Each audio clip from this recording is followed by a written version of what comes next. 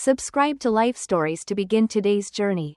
What if everything you believed about your life was a lie? What if, on the most important day of your life, a secret from your past came crashing back, changing everything? Michael Donovan, a powerful real estate tycoon, thought he had moved on. His wedding to Victoria Hayes was supposed to be a celebration of his success. But when his ex, Madeline Carter, walked in with 4 little girls who looked just like him, his world shattered. Was this fate, revenge, or a second chance at something real? Stay with us as we unfold this unforgettable story.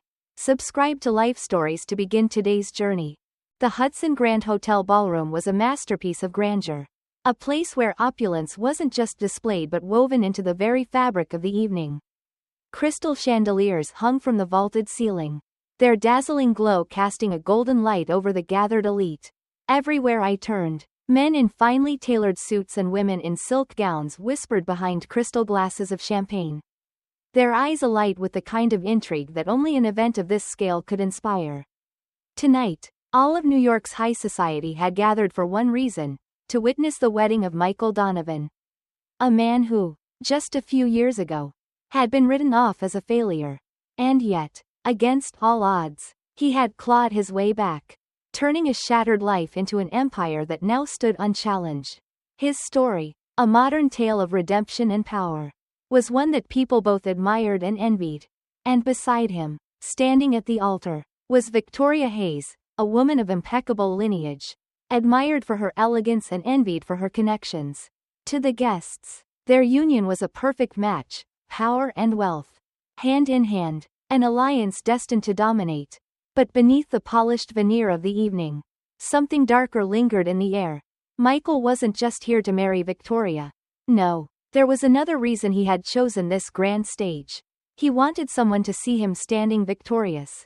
I saw him cast a glance into the crowd, his gaze searching, and then, I knew exactly who he was looking for. Madeline Carter. Her name was once whispered alongside his.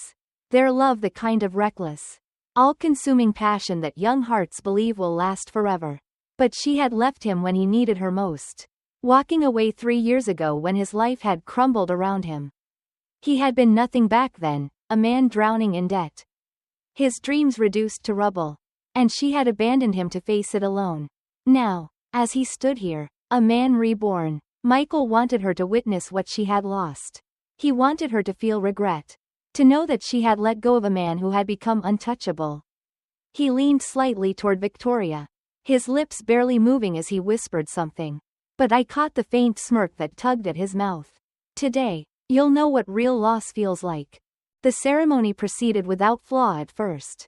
Polite smiles, hushed conversations, the soft murmur of orchestral music filling the space. Every detail had been choreographed to perfection, designed to exude power, elegance, and control, until it wasn't. The massive ballroom doors swung open with a heavy creak. A hush fell over the room. Conversations ceased mid-sentence. Heads turned. Michael's confident smirk vanished. Standing at the entrance, framed by the golden light of the chandeliers, was Madeline Carter. Time seemed to slow. The sheer audacity of her presence sent a ripple through the crowd. A collective inhale as the elite of New York watched the past materialize before their very eyes. But that wasn't what silenced the room. It was what, or rather, who, stood beside her. 4 young girls. They were no older than 5. Their small hands clung to the hem of Madeline's dress, their identical blonde hair gleaming under the ballroom's glow. But it was their eyes that sent a jolt through Michael. They were gray, a distinct shade, sharp and piercing. His shade of gray. Michael's world tilted. His breath caught in his throat. The resemblance was undeniable. A mirror image staring back at him in the form of 4 innocent faces. A memory crashed into him like a violent wave, the doctors shaking their heads, their voices final and cruel. You're infertile. You'll never have children of your own. Victoria, still standing at the altar, stiffened beside him, her carefully poised features hardened. Then, her voice cut through the heavy silence, sharp enough to slice through glass. Michael, who are those kids? But Michael couldn't answer. He couldn't move. His body felt frozen, every muscle locked in place as his mind reeled. desperately grasping for explanations that didn't exist. Madeline walked forward, her steps unhurried, unfazed by the hundreds of eyes fixed upon her. The girls followed in perfect synchrony, like shadows tethered to their mother. The tension in the air was suffocating. She stopped just a few feet from him. And then, in a voice both gentle and devastatingly sharp, she said the words that shattered whatever illusion of control Michael still clung to. "Surprised to see me, Michael? I figured I should introduce you to your daughters." The weight of her words crashed down on him. The crowd blurred. The chandeliers dimmed. Victoria's glare faded into nothing. All he could see were those 4 small faces staring back at him. Waiting. This couldn't be real. He staggered back a step, his voice barely a whisper. This can't be real." The world around Michael blurred into nothing, the grandeur of the Hudson Grand Hotel. The hundreds of staring eyes. Even the burning weight of Victoria's glare. All he could see were those 4 small faces staring up at him. His daughters. The word felt foreign, impossible. His mind fought against it. Clinging desperately to the one truth he had believed for years, he couldn't have children. The doctors had been certain. No possibility, no chance. And yet, here they were. The weight of it made his knees nearly buckle. Madeline stood before him, her expression unreadable. She had changed. Gone was the reckless girl he had once known, the one who had loved him fiercely before walking away when he was at his lowest. Now, there was a quiet strength about her, an unshakable resolve that unsettled him more than he cared to admit. Victoria's voice cut through the silence, sharp and full of fury. "Is this some kind of joke?"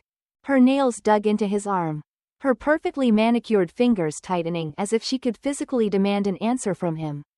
But Michael couldn't speak. He couldn't even think. Madeline's gaze never wavered. She tilted her chin up slightly, as if daring him to deny what was right in front of him. The children, his children, stood close to her, their small hands gripping the fabric of her dress. One of them, the boldest, took a tiny step forward. "Mommy, is he really our daddy?" The room shifted. The whispers turned into a quiet storm, spreading through the guests like wildfire. Michael Donovan? A father? But he always said he couldn't have kids. Look at them, there's no denying it. They look just like him. What is Victoria going to do about this? The once celebratory atmosphere had turned cold, suffocating. Michael felt his chest tighten, his heart hammering violently against his ribs. The control he had spent years perfecting, the unshakable image of power he had built, all of it was unraveling in front of an audience.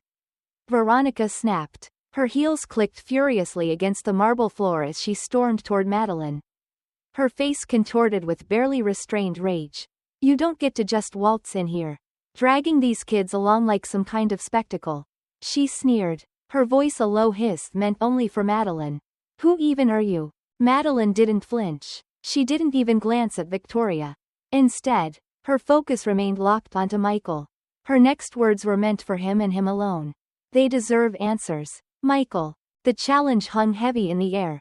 Michael knew what she was asking.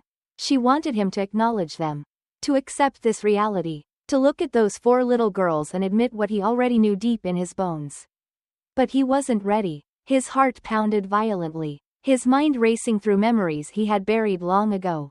He had accepted his fate, shaped his entire life around the belief that he could never be a father. Now, in front of hundreds of people, in the middle of his own wedding, that belief had been shattered. Veronica's patience snapped like a brittle thread. "Michael," her voice was dangerously low, "are those kids yours or not?" The room fell into an even deeper silence. This was it, the moment that would decide everything. Michael swallowed hard, his throat dry. His gaze drifted between Madeline and the 4 children who looked so much like him. His voice, when he finally spoke, was barely more than a whisper. "Madeline?" His tone wavered between disbelief and quiet desperation. "What is this?" Her expression softened slightly, but there was no triumph in her gaze. No smugness. Only something deeper, something he wasn't ready to name. "This isn't a trick, Michael." Her voice was low, steady. "I wouldn't have come here if it weren't important. You deserve to know the truth, even if you don't want to hear it." Her words hit like a hammer. Michael felt an overwhelming wave of panic rise in his chest. He could hear the whispers growing louder. Victoria's fury reaching a boiling point beside him. But nothing mattered except the truth. And the truth was staring right back at him with his own gray eyes. Michael felt like he was standing at the edge of a cliff, staring into an abyss he wasn't prepared to face. The world he had carefully built, the version of himself he had spent years perfecting, all of it was crumbling beneath his feet. The whispers in the room grew louder, merging into a chaotic hum of speculation. Every pair of eyes in the Hudson Grand Hotel ballroom was on him, waiting for him to say something, do something, but he couldn't. His throat was dry, his mind spinning. The walls felt like they were closing in, suffocating him. Victoria, still standing at the altar, took a step toward him. Her voice was cold, sharp. Michael, answer me. Are those children yours? Michael forced himself to look at her, but all he could see was the barely contained rage simmering beneath the surface of her perfectly poised expression. Victoria was many things: intelligent, powerful, ambitious. But she wasn't patient, and she certainly wasn't forgiving. He knew the truth the moment he looked at the girls again. The resemblance was undeniable. Their hair, their eyes, even the way one of them tilted her head, mirroring his own habit. But how? How was this possible? His mind dragged him back to that moment years ago, sitting in a sterile doctor's office. The harsh fluorescent lights overhead. The doctor's grim expression as he delivered the news. I'm sorry, Michael. You're infertile. There's no chance of fathering children naturally. He had accepted it, had made peace with it.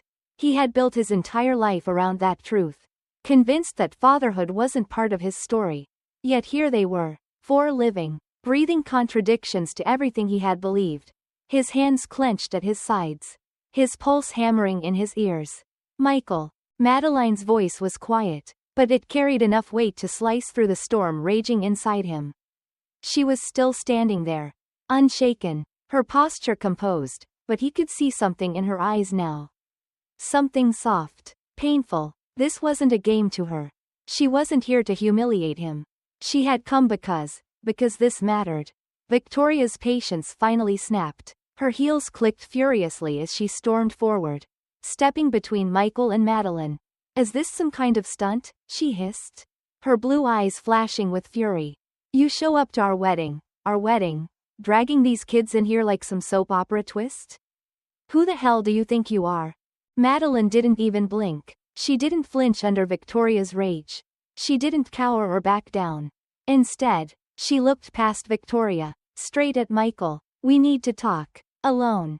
The weight of her words settled over him like an anchor. Victoria turned back to him, her lips parting in disbelief. Michael, don't tell me you're actually entertaining this. But Michael wasn't listening to her anymore. He wasn't listening to the whispers, or the gasps, or the way the atmosphere in the room had shifted from celebratory to suffocating. His world had narrowed down to 2 things: Madeline Carter and the 4 little girls standing beside her. And for the first time since this nightmare had begun, he realized there was no escape. The truth, whatever it was, had been standing in front of him this whole time. And now, he had no choice but to face it. Michael stood in Central Park, his hands buried deep in his coat pockets, the crisp morning air biting against his skin. The events of the past 24 hours had turned his world upside down, forcing him to confront truths he never thought possible. And now, standing before him, were Lily, Emma, Grace, and Chloe, his daughters. He still struggled to wrap his mind around it. The idea of fatherhood had always been a closed door, something he had been told was impossible. But now, as he looked into their identical gray eyes, his eyes, he understood that life had given him a second chance. Lily, the boldest of the 4, took a step closer. Are we still getting ice cream after the park? Michael blinked, momentarily caught off guard. Ice cream? He had spent the last day drowning in emotions, anger, betrayal, disbelief. But for them, for these little girls, it wasn't about the past. It was about right now. A slow, unsteady smile tugged at his lips. Yeah, he said, his voice softer than he expected. Ice cream after the park sounds like a good plan. As the girls cheered, Madeline met his gaze, For the first time in years. There was no tension, no resentment, just understanding. Michael knew there would be challenges ahead. Mistakes would be made. But as he walked hand in hand with his daughters, he felt something he hadn't in years. Hope. Subscribe to Life Stories for more emotional journeys and unforgettable moments.